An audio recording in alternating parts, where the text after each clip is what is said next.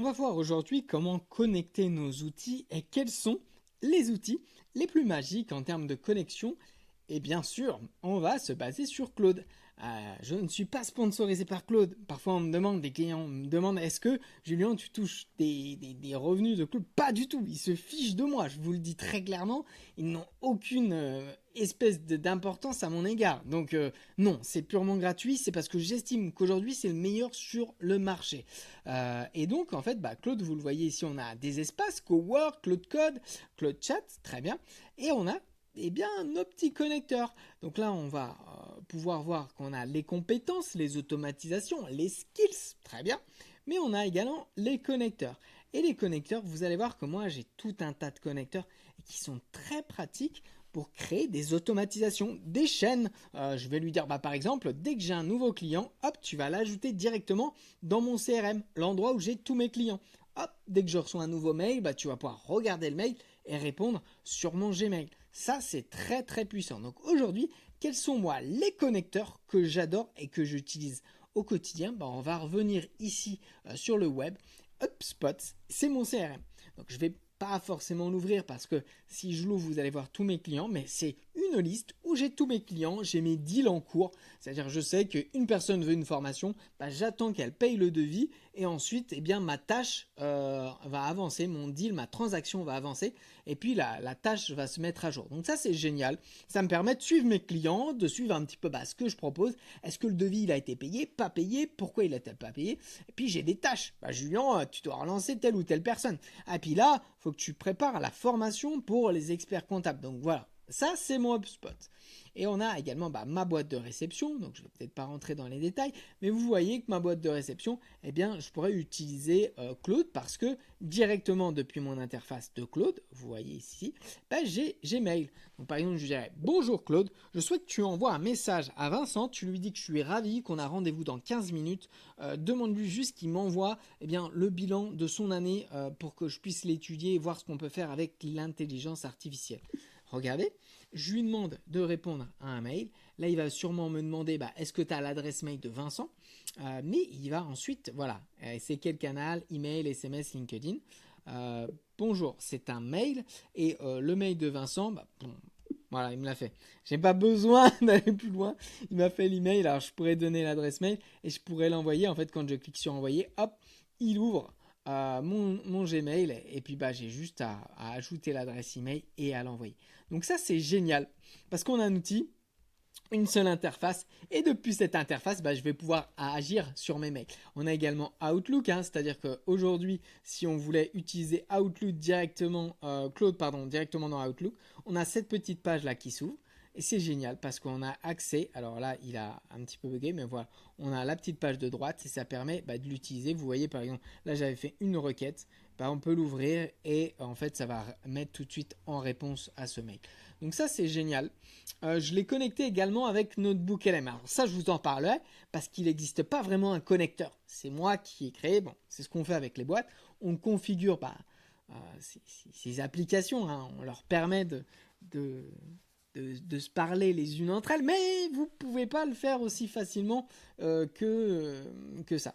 J'ai également Calendly, qui est là où vous prenez vos appels, donc tous les gens qui m'ont en visio, ils passent par Calendly, ils ont 30 minutes à mes côtés, puis moi je leur envoie des mails personnalisés, des mails automatiques. Et bien Claude, il a accès, regardez bien, il a accès directement à mon Calendly. Donc quand je vais dans la barre juste ici par exemple de mes connecteurs, alors on va aller juste ici, pardon, ça va être plus simple. Voilà, les connecteurs ici, on voit que j'ai mon Calendly qui est activé. Donc ça c'est génial parce que rapidement je peux lui dire on va faire l'exemple. Bonjour Claude, est-ce que tu peux me donner les rendez-vous que j'ai la semaine prochaine sur mon calendrier? À toi de jouer. Donc là, ce qu'il va faire, il va faire appel au connecteur en fait. Et depuis le connecteur, il va me dire Julien, lundi, tu as un rendez-vous avec Anthony David. Et puis il va me dire mardi, tu as rendez-vous avec Julien. Enfin voilà. Donc là, je l'autorise. Et il est en train de chercher. Paf. Semaine prochaine, lundi. Voilà, j'ai récupéré le rendez-vous actif. Et là, il est en train de chercher, tu vois, et il a accès à Calendly. 3 rendez-vous la semaine prochaine. Je récupère les noms des invités. C'est puissant. En fait, j'ai une seule interface qui est Claude.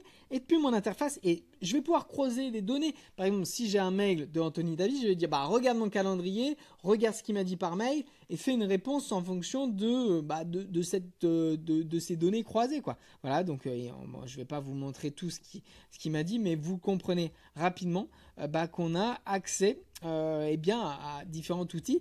Et le but, vraiment, je vais vous dire, c'est pas d'utiliser Claude pour envoyer des mails ou quoi que ce soit, c'est de croiser les infos. Si sur mon Airtable, j'ai un client qui m'a dit Julien, attention, urgence, je veux faire la formation dès la semaine prochaine, et que moi dans les emails j'ai pas vu passer cette information, je vais dire regarde sur Airtable, est-ce que tu peux, en fonction de ce que m'a dit le client sur Airtable, envoyer un mail qui est adapté et tu regardes la conversation Gmail. Donc en fait, il va prendre l'historique de la conversation et il va le mettre à jour avec Airtable, ce que va me donner les infos du client dans Airtable. Donc ça, c'est génial.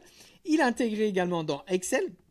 Regardez sur la partie droite, alors ça c'est magique, parce que là on avait fait une balance comptable, c'était pour un expert comptable, et on lui avait dit, regarde, fais un petit dashboard pour le client, histoire de le rendre très visuel. Et donc vous voyez là sur la droite, je pourrais lui demander, bonjour, je veux que tu fasses un nouvel onglet, bonjour, je veux que tu fasses un nouvel onglet, et puis tu vas me présenter un petit peu les défauts, peut-être les erreurs, les anomalies du bilan comptable, de la balance générale, pardon, et tu me fais un nouvel onglet où tu me présentes les anomalies que tu as détectées dans cette balance générale.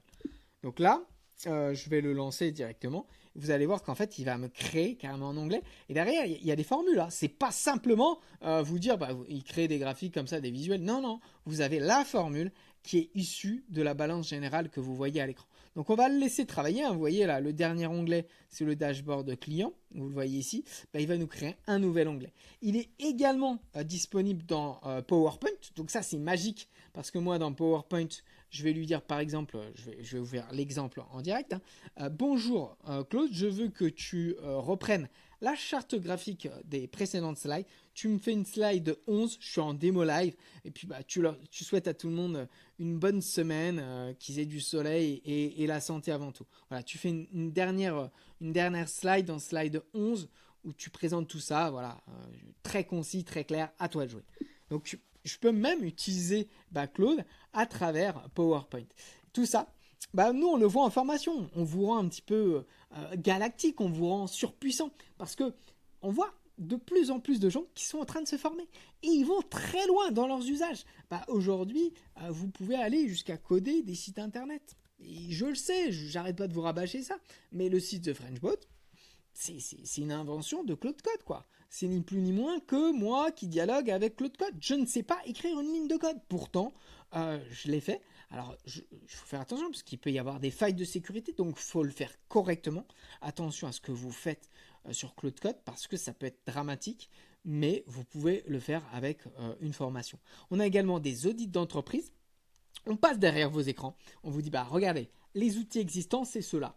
Vous faites ce type de tâches, vous faites des factures, vous faites des devis, vous relancez vos clients, vous avez des dossiers qui ne sont pas complets, vous avez besoin de pièces justificatives, on vous donne ces outils, on vous explique comment les mettre en place, vous le faites de votre côté. Ça, c'est la partie audit, on cartographie vos besoins et on vous donne des cas d'usage et des outils concrets.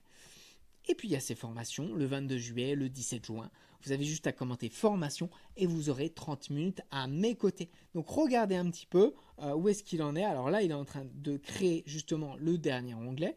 On a notre Booklm, pareil, il a tous les éléments de la charte graphique.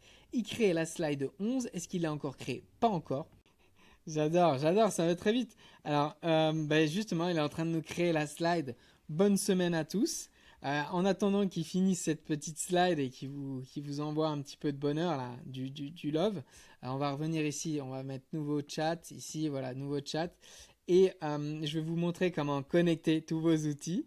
Voilà, donc en fait, vous allez dans connecteurs, vous mettez gérer les connecteurs et vous avez ceux qui sont disponibles dans la bibliothèque de Claude, très bien. Et il y a ceux qui sont développés en local, vous le voyez ici, Notebook LM, il est développé en local. Penny Lane pour les experts comptables, c'est des choses qu'on a développées en local. Voilà, vous avez des possibilités, des créations Et ça, on le voit en formation. Bah, pareil, Papers, on l'a personnalisé, tout ça.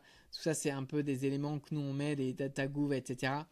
Voilà, c'est des choses qu'on voit à travers nos formations, hein, pour vous rendre très pratique. On vous configure les outils. Voilà, bon, bah voilà. Bonne semaine à tous, du soleil et de la santé avant tout. Bon, bah, c'est pas la meilleure slide que j'ai vue, hein, mais voilà. En tout cas, on va pouvoir créer aujourd'hui tout un tas d'éléments comme ça.